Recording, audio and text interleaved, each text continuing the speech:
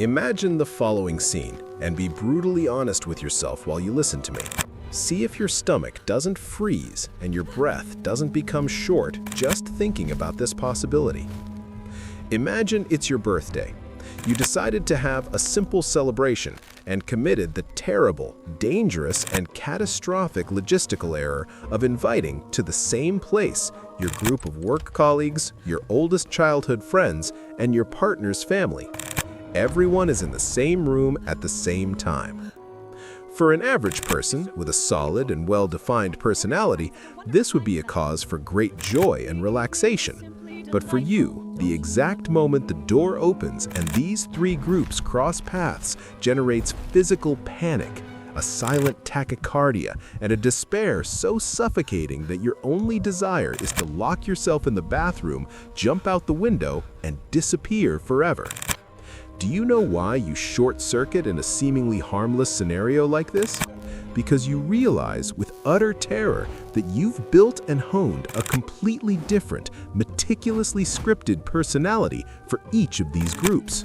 With your work colleagues, you're the serious, mature, proactive, reserved adult who doesn't use slang. With your childhood friends, you're the sarcastic, loud, spontaneous, and mischievous clown. With your partner's family, you're the sweet, passive, extremely helpful person who agrees with absolutely every opinion at the table just to avoid any friction. And when they're all together in the same square meter, talking amongst themselves and looking at you at the same time, your brain simply freezes. Your mental screen malfunctions because you have no idea which mask to wear. If you're the clown, your coworkers will think you're irresponsible. If you're the serious adult, your childhood friends will find you boring, distant, and arrogant. The great and painful tragedy of your life is that you are perfectly capable of being anyone in the world to please whoever is in front of you. You are like water, instantly taking the shape of any glass it is poured into. But when the party ends, when the lights go out, you arrive home in the early hours of the morning, lock the heavy door of your room, take off your shoes, and remain in absolute silence. And in that exact millisecond, where there is no one there looking at you to reflect, impress, or please, an existential void, cold and dark, crushes your chest. If you were left alone in a white room and asked what your favorite song was, what you really wanted to do with your life, or what your deepest opinion about the world was, your mind would go blank. You genuinely wouldn't know, because your entire identity had become a giant mirror. You didn't have a solid self inside. You only had the perfectly polished reflection of other people's expectations. If you find yourself trapped in this distressing and exhausting dynamic of constantly adapting to your environment and the people around you, clinical psychology has a very clear and somewhat poetic name for your condition: Chameleon Syndrome, or identity diffusion. And I bet my life that the entire society, internet gurus, and even some close people have already judged you brutally, lightly, and cowardly because of it. People notice your abrupt changes in behavior and point the finger at you, calling you fake, two-faced, manipulative, or someone weak who lacks personality and always goes wherever the wind blows. And then the self-help manuals give you that unbearable, generic, and useless shelf advice. Just turn on the "don't care about anything" button and be authentic. Show your true essence to the world and stop caring about other people's opinions.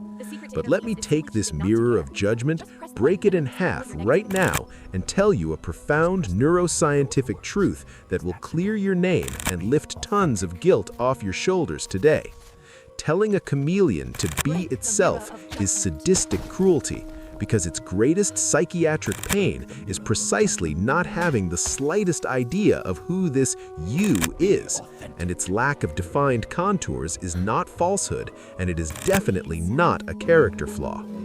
The most brilliant and painful irony of your mind is that you camouflage yourself for the exact opposite reason.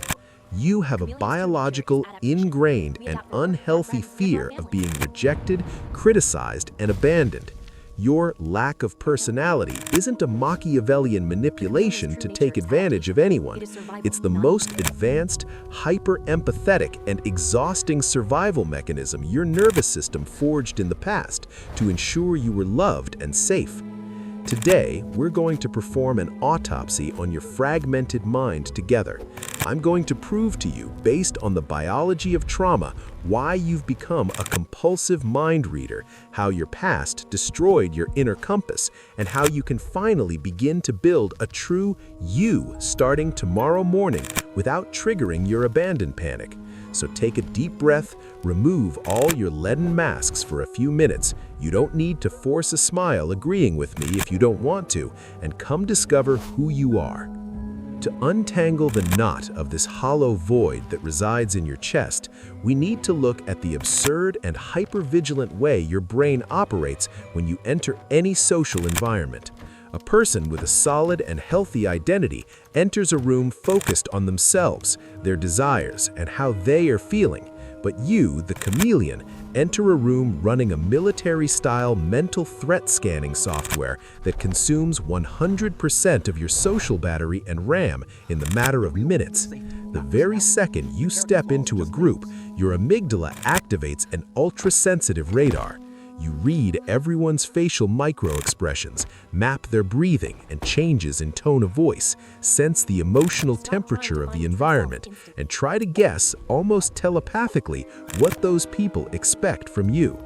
Evolutionary biology teaches us that when faced with danger or a threat, humans fight, flee, or freeze. But you use the fourth and most silent trauma response that exists. Psychology calls this fawning, or the appeasement response. Your primitive brain has learned the hard way that the safest way to avoid being attacked and excluded from the tribe is to completely negate yourself and become the exact extension of the other's desires. You laugh and agree with absurd opinions that you secretly abhor.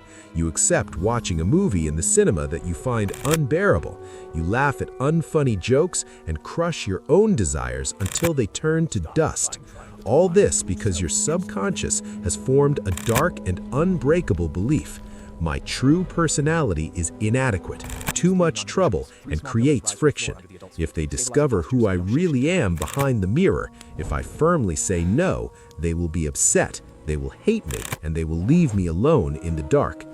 And living in this continuous state of real-time performance, being the perfect, harmless, and convenient mold for everyone else's life, but not having an inch of breathing room for your own desires, is a lonely prison that drains every last drop of your vital energy. Your battery doesn't run quickly because you're an introvert who hates people. It runs out because performing 24 hours a day is exhausting for any human being. And since your hypervigilant radar is always on full blast, consuming an absurd amount of energy to monitor other people's moods and ensure that no one in the room is disappointed in you, I want to offer you today an environment of absolute rest. I want to invite you to the only place on the internet where you don't have to act and don't have to please anyone. Transform this channel into your safe psychological dressing room and click the subscribe button right now. Do you know why this is the most subversive and healing micro-decision your exhausted mind can make for itself right now? Because throughout your life, in absolutely every relationship, you've paid a very high price of sympathy and concessions to be accepted and belong to a group. You had to swallow thorns, agree smilingly, and mirror the other person to secure your place at the table. By clicking that subscribe button, you send an immediate biological message to your own nervous system saying, look, we've found a peace laboratory where I don't have to pretend, where the video creator doesn't demand that I be perfect, that I perform perfectly, or that I be useful to him. Signing up here is claiming an invisible space where your only function is to exist in a naked, raw, and vulnerable way. Let me take the heavy task of reading complex neuroscience books, analyzing silent pains, and decoding the human mind on my shoulders for you. You just need to click, sit comfortably in your chair, and accept the unquestionable validation that your emptiness is not a character flaw. It's simply the profound exhaustion of someone who survived hiding their whole life. Pulled up your chair in our refuge? Excellent, because now we're going to look at the exact moment in the past when your identity was switched off, and at the worst and darkest consequence of your adult life, the absolute terror of the mirror. Nobody absolutely is born a chameleon. To understand what happened to your internal compass, think of a simple metaphor from physics: the stark difference between a thermostat and a thermometer.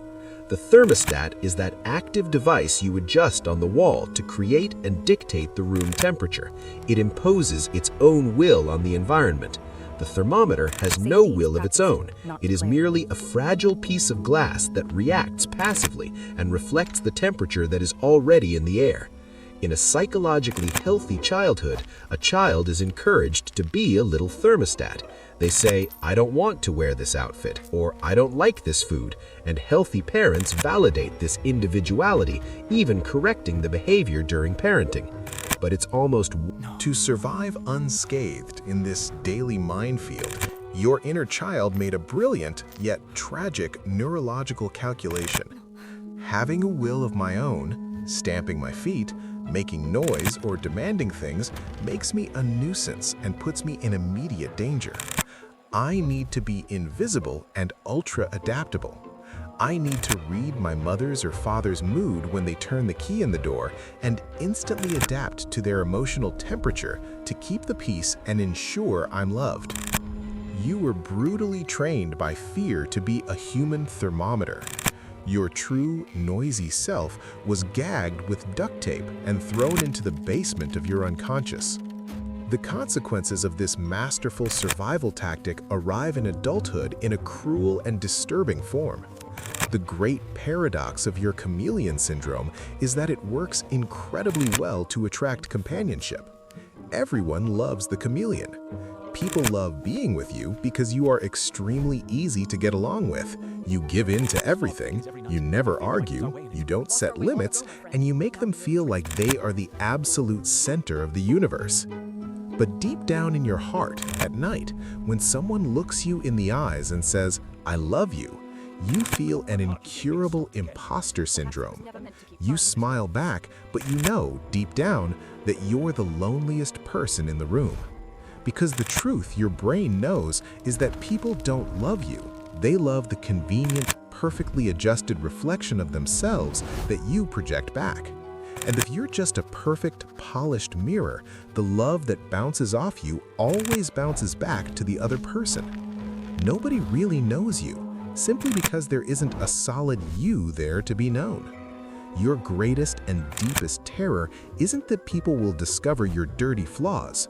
Your paralyzing terror is that if they dig deep into your soul, they'll find a house beautifully decorated on the outside, but completely hollow and empty on the inside. So how do we reverse this process of existential erasure?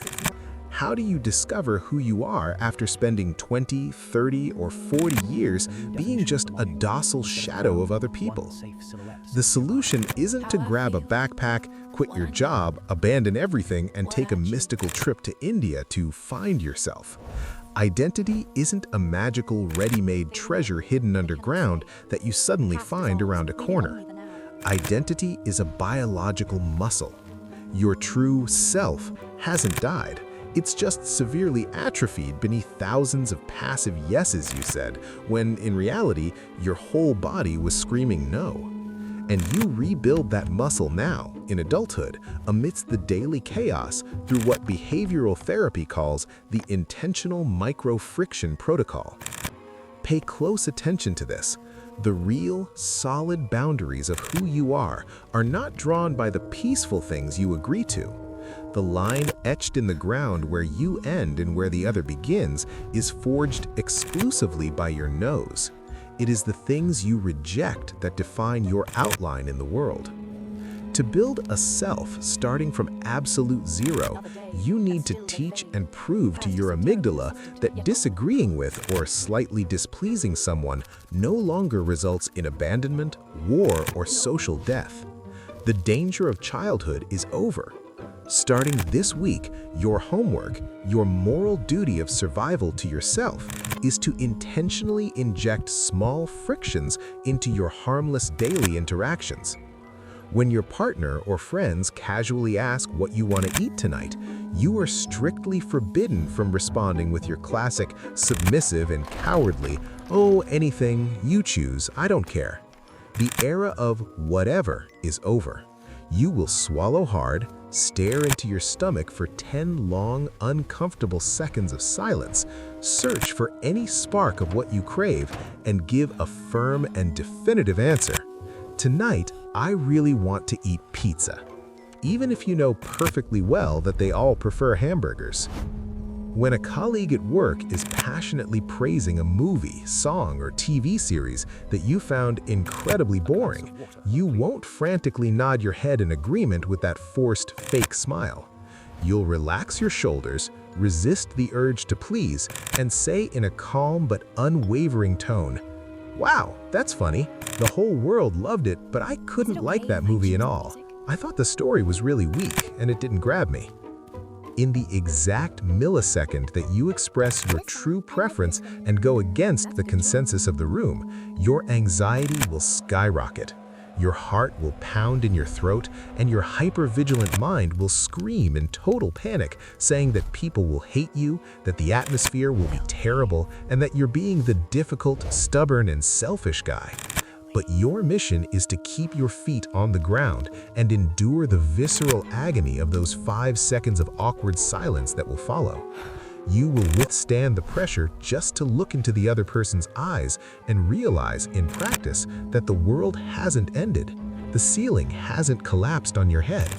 Nobody stopped loving you and kicked you out of the table because you disagreed civilly about a movie.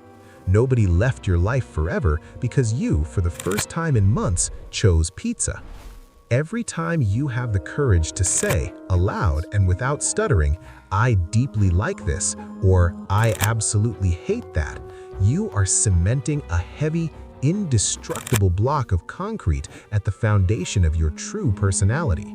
Your frightening inner void is not a dark, cursed abyss. It is merely a giant, clean, and wonderful blank canvas waiting for your own brushstrokes. You've already spent your childhood, your youth, and too much vital energy being the perfect mirror and malleable clay to mold the dreams, comfort, and fragile ego of other people.